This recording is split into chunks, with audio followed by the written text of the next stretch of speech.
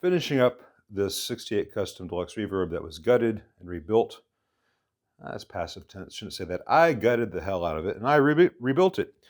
And I'm just giving it the final tweak so it can ship out the door. This is the Roach that was in it in the previous video. You can see that up top. Watch that video, come back if you need to. And it was not a good LDR in the Roach. There's a neon bulb and an LDR, and that resistor was not going open enough. And so there was always an attenuation when the tremolo was active. So that's been changed out. And I made a little dummy plug for this. I'll show you how it's done for these series. The Fender reissues have a single stereo TRS jack for the foot switch. And it's nice of them that they wire the tip for the tremolo and the ring for the reverb, and the sleeve is ground.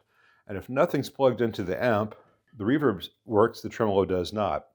So you have to grab a foot switch to be able to turn the tremolo on and off. And at that point, your reverb and your tremolo are both foot switchable. Great.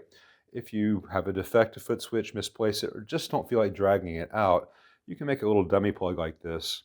This is one that I did with a straight barrel because I'm going to be taking this in and out of a lot of amps. If you just want one that you set and forget, get a right angle so it won't hit a wall if it's against it. And all you do is you solder a short wire from the tip to the sleeve, making sure nothing contacts the ring. And you can leave it just like this. There's no voltage, but I like to put the sleeve back on just so that I'm grabbing something with some knurling on it.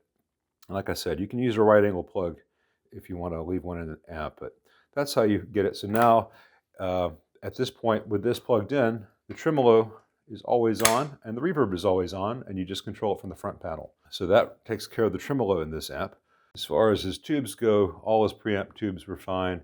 He had a bad pair of Ruby 6V6s and a bad Fender branded Ruby 5AR4. Got a pair of Electro-Harmonic 6V6 GTs and a JJ GZ34 because I happen to have one in stock, and the Sovtech is like 80 bucks right now, something crazy. So this will be better. And they're biased at about 56% idle dissipation, which is great. One more thing to show you guys. Fender, for whatever reason, with the power transformer used in the Deluxe Reverb reissues, that's the 68 and the 65, they're the same amp with about 6 different parts, or parts used slightly differently. But it's the same amp, the same board, the same iron, everything. These amps hum if you put the straight AB763 Deluxe Reverb circuit into them. What they have hidden away on their circuit board is one additional stage of filtering for the bias supply.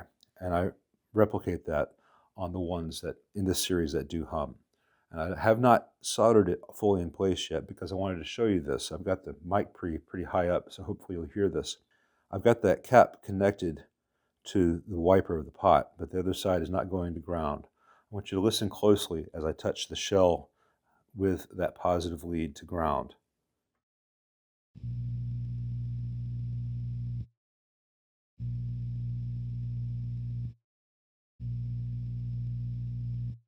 Hopefully you can hear that. So I'm going to power the amp off and make this a nice sweet curve. Let me move the camera to the side for this. All right, now I've got a gentle curve there. I'm just going to bend that a little bit more in line with where I want it to be. I want to make sure that it's not obstructing where the screwdriver goes to adjust that bias pot. So it's just nice to the side. And I've already tinned the lead of the cap.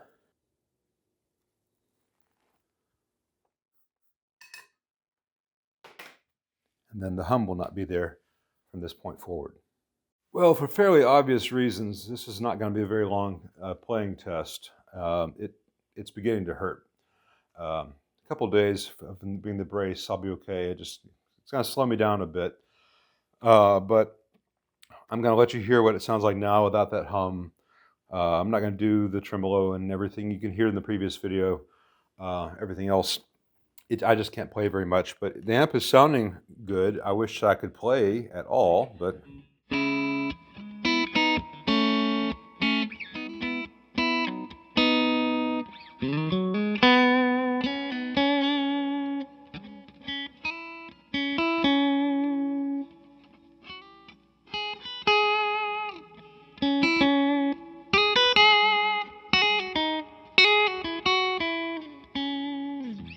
So yeah, I'm sucking pretty hard.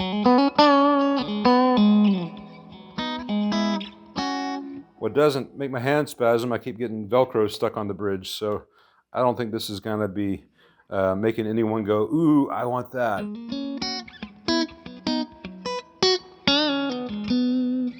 But I guarantee you, the player will be thrilled when I get a chance to plug into this for the first time.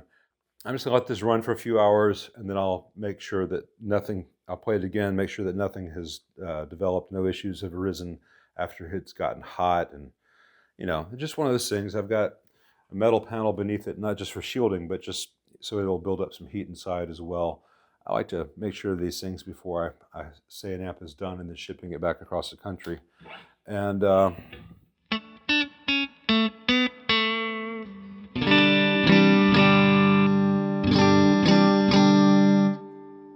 I'm quite pleased with how it came out.